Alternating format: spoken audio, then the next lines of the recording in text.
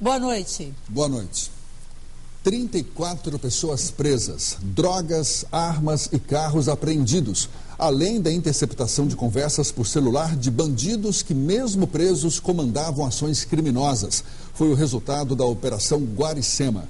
O repórter Genildo Lavinsky mostra agora um balanço da operação e traz com exclusividade algumas das conversas telefônicas dos criminosos gravadas pela polícia. Em poucos meses de investigação, polícias federal, civil e militar apreenderam 77 quilos de cocaína, 32 armas, 13 carros que tinham sido roubados e estavam em mãos de bandidos, além de confirmar a prisão de 34 pessoas. A missão da Polícia Federal hoje foi dentro do complexo de presídios da Mata Escura, em Salvador. 4 criminosos lideravam quadrilhas que atuavam do lado de fora do presídio, fazendo tráfico de drogas, roubo de carros, assaltos a bancos e homicídios. A Operação Guaricema começou em dezembro do ano passado, mas há mais de um ano a Polícia Federal já vinha acompanhando a conversa entre presos do presídio Salvador e o mundo do crime do lado de fora. E muitas dessas gravações a TV Bahia teve acesso com exclusividade. A conversa que você vai ouvir agora é entre um presidiário e um amigo dele, que está em liberdade. Agora como é que você quer? Daqui a pouco você quer tomar mulher pra você, como você tentou aí outras vezes. Eu tentei. Eu mesmo, se souber que essa mulher tá vindo qualquer coisa por fora, pode ter certeza, velho. Armar com polícia eu não armo não, que eu não sou disso. Mas aí eu arrumo um cara de ladrão pra poder tomar o carro no caminho e desviar para outro canto. Isso aí eu faço. Nesta gravação, um homem que está na cela encomenda o roubo de um carro que deve ser trazido para Salvador e dá as orientações sobre o roteiro que o ladrão deve seguir. Vai para Campo Grande, pega o avião e vai de avião para lá. Uma forma de obstar a utilização de celulares dentro dos presídios. Expectativa para a Assembleia de amanhã dos professores do Estado que estão em greve há 114 dias. O governo aceitou a proposta da categoria, mas incluiu questões salariais no documento. Ontem, a categoria apresentou uma proposta ao governo do Estado com 5 itens. A readmissão dos professores do REDA demitidos e a retirada dos processos administrativos contra os professores em estágio probatório, o cancelamento dos processos judiciais contra o sindicato, o pagamento imediato dos salários cortados, o repasse do dinheiro da contribuição sindical e o retorno das negociações. O coordenador do Sindicato dos Professores diz que os pontos do documento são uma proposta para negociar a volta ao trabalho e não está vinculada a reajuste salarial. Calendário escolar, como é que vai ficar?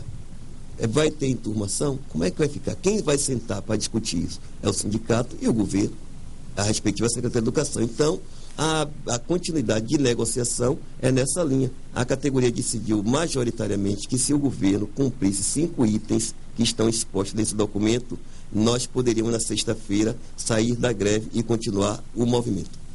Na contraproposta, o governo aceita os 5 pontos apresentados pela categoria e fala da questão salarial. Os 2 avanços de 7% somados ao reajuste de 6,5% já concedido. Fala ainda da revogação da lei que prevê reajuste de 3% e 4% em 2013 e 2014. Para o governo, sem revogar esta lei, não há como pagar os avanços aos professores, por causa da lei de responsabilidade fiscal. A categoria vai ganhar de 22% a 26%. E o governo vai antecipar o que estava previsto para 2013 e 2014 para ser pago agora em 2012 e março de 2013. Então, o ganho da categoria é muito superior aos 3% e 4% que estavam previstos. E a única forma do governo ter recursos financeiros para pagar é antecipando esses investimentos. O Sindicato dos Professores informou que não concorda com a revogação da lei que prevê reajuste de 3% e 4% em 2013 e 2014, mas que a decisão sobre isso será tomada na Assembleia de amanhã.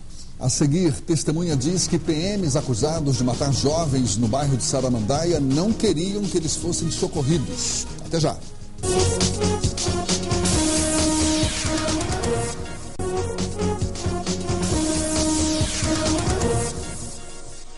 Olá, boa noite. O racionamento de água em Vitória da Conquista pode se estender até o ano que vem se não voltar a chover na região. Pela manhã, a Embasa fez um balanço do racionamento que completou hoje 75 dias.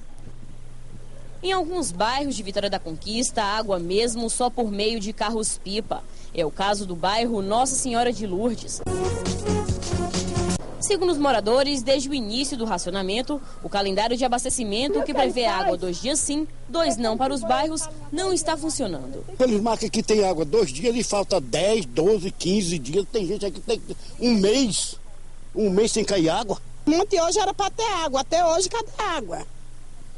As torneiras estão tudo secas. E aí, na verdade, vou te dizer aqui uma coisa, que banho de chuveiro faz tempo. Na casa de Simval, roupas e pratos se acumulam. Água para beber só mineral, que tem de ser comprada. Segundo ele, a pouca água que cai só chega de madrugada. Vocês estão sem água há quanto tempo aqui no bairro?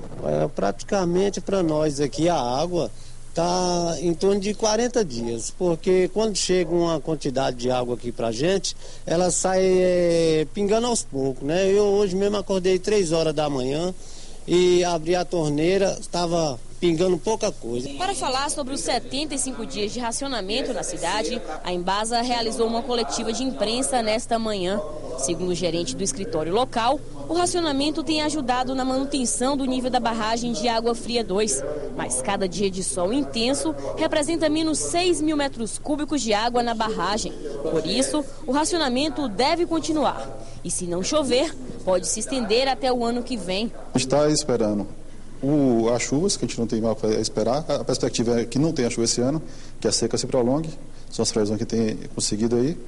Então a gente tem que esperar esse final de ano, ver o que vai acontecer com o clima, ver o que acontece com os nossos mananciais, para a gente poder dizer se suspende ou não. Por enquanto, a decisão é manter o racionamento. Ainda segundo o gerente, é preciso que as pessoas insistam nas ligações para a Embasa. Com as queixas dos moradores, a empresa faz o encaminhamento de carros-pipa em bairros onde não está caindo água. Tem que insistir, porque o nosso 0800 é muito solicitado. Então, tem hora que parece que está ocupado, mas é porque tem muita gente mesmo atendendo, então tem que insistir, ligar. Ligando, a gente tem que atender todo mundo. O carro vai, atende as pessoas, tem que aguardar, atender as primeiras para voltar, porque não tem como atender uma rua inteira, um bairro inteiro. Então, a gente tem atendido, está com 4 carros-pipa hoje, tinha 2, passou para 4 a partir desse mês. Nesta semana, o Ministério Público entrou com uma ação civil pública contra a Embasa, determinando algumas medidas para regularizar o abastecimento na cidade. Há também um pedido na ação civil pública para que o serviço seja prestado de forma regular e com os parâmetros preconizados pela portaria 2914 do Ministério da Saúde, que é aquela que estabelece a água potável com os índices de consumo humano. O gerente regional da Embasa informou ainda que existem projetos em andamento para ampliar o abastecimento na cidade para os próximos anos. Uma obra emergencial, né, como já foi dito, no Rio Catolé, um custo em torno de 22 milhões para de maneira emergencial, imediata, e também dar um projeto que deve estar já em fase de conclusão da ampliação do sistema de Vitória da Conquista, incluindo a construção da barragem no Rio Catolé, com recursos da ordem de 190 milhões. Esses projetos foram dados entrada em Brasília, estamos aguardando aí a definição da liberação dos recursos para que todo o processo seja tocado, visando a ampliação e melhoria do abastecimento de Vitória da Conquista e Belo Campo. E o juiz da 5ª Vara Cível, Sérgio Lamego, determinou que a Embasa cumpra imediatamente o calendário de abastecimento sob pena de multa diária de R$50 mil. O juiz determinou também que a empresa comprove em juízo, a cada 10 dias, o cumprimento da decisão mediante a exibição de documentos. A Embasa informou que já está ciente da determinação, mas que só vai se pronunciar depois de uma reunião que será realizada amanhã com a assessoria jurídica da empresa. Uma sexta-feira de sol em Vitória da Conquista, a temperatura varia entre 11 e 27 graus.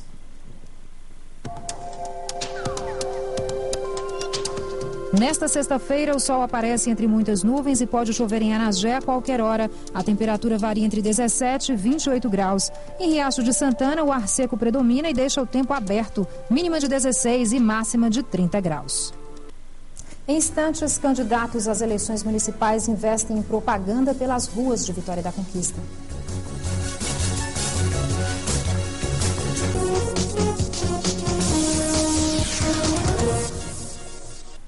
As polícias federal e rodoviária federal apreenderam quase 70 quilos de drogas numa operação na BR-116, trecho de Vitória da Conquista, na noite de ontem. Segundo a polícia, 68 quilos de maconha e 1 quilo de cocaína estavam com 3 mulheres que viajavam de São Paulo para Brumado. Elas foram presas e levadas à delegacia da Polícia Federal em Vitória da Conquista. Na mesma operação, as polícias federal e rodoviária federal encontraram 2 pássaros da espécie canário da terra, que estavam num ônibus que fazia a linha São Paulo-Xique-Xique. Os pássaros serão levados ao Centro de Triagem de Animais Silvestres de Vitória da Conquista. Os policiais apreenderam ainda celulares e aparelhos eletrônicos que serão entregues à Polícia Federal. Faixas, cartazes, cavaletes. Desde o dia 6 de julho está liberada a propaganda eleitoral nas ruas da cidade. Em Vitória da Conquista, quase 300 candidatos concorrem a uma cadeira na Câmara de Vereadores e 5 à Prefeitura Municipal. Mas os candidatos devem ficar atentos ao tipo de propaganda permitido pela Justiça Eleitoral. Eles estão espalhados por vários pontos da cidade. Os candidatos aproveitam cada espaço para fazer a propaganda eleitoral. São pinturas em muros, adesivo em parede, plotagem em veículos e os cavaletes, muitos cavaletes. Esta bandeira foi pendurada na motocicleta. A grande quantidade de material de propaganda política se justifica no alto número de candidatos. Em Vitória da Conquista, são 293 candidatos a vereador disputando 21 vagas e 5 que disputam a vaga de prefeito. A propaganda eleitoral está permitida desde o dia 6 de julho, que foi a partir das convenções partidárias. O principal, os carros de som já são permitidos entre as 8 e as 22 horas. Os cavaletes e faixas nas ruas, desde que aqueles cavaletes têm que ficar nos passeios públicos, nas praças, das 6 da manhã até as 22 horas também. E deverão ser retirados para serem colocados no dia seguinte. O uso de brindes, camisetas, isso está proibido. O candidato não pode distribuir esse tipo de propaganda eleitoral. O outdoor já é, desde a eleição de 2010, já é proibido. O que se permite é o uso de faixas e cartazes, desde que o tamanho máximo é 4 metros quadrados. E podem ser pinturas em muros também, desde que em muros particulares, devidamente autorizado pelo proprietário. E também com tamanho máximo de 4 metros quadrados. Alguns eleitores colocam os adesivos na roupa. Muitas pessoas reclamam da sujeira deixada nas ruas pelos cabos eleitorais. A gente anda aqui no centro, a gente vê santinhos no chão, a gente vê tanta propaganda, né? Isso dá um pouco de transtorno para os nossos cidadãos. Poluição sonora, poluição visual, né? Sujeira também na nossa cidade, em qualquer lugar que a gente chega, né? Os políticos ou os candidatos, eles simplesmente propagam e não se preocupam em depois recolher seu material. Muitos eleitores reconhecem a importância da propaganda eleitoral, principalmente para conhecer os candidatos. O eleitor tem que conhecer seu candidato, porque tem vários candidatos por aí que você às vezes nunca ouviu falar, né? E você colocando agora no limite, as pessoas vão conhecer seu candidato, seus números e tudo, saber quem votar realmente. Por hoje é só, uma boa noite para você e até amanhã.